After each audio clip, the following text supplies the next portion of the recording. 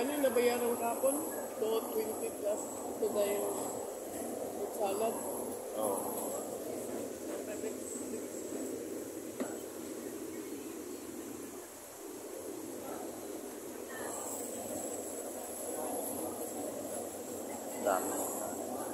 Dami niyang kanin, no? Grabe. Laki pa ng manok with sabaw, sausawan, saka soft drinks. Diba? 120 lang talaga. Yun niya, busog ka na dyan hanggang ano na ito mamaya, hanggang hapon. Hanggang hapon ko na to. Papasok pa eh.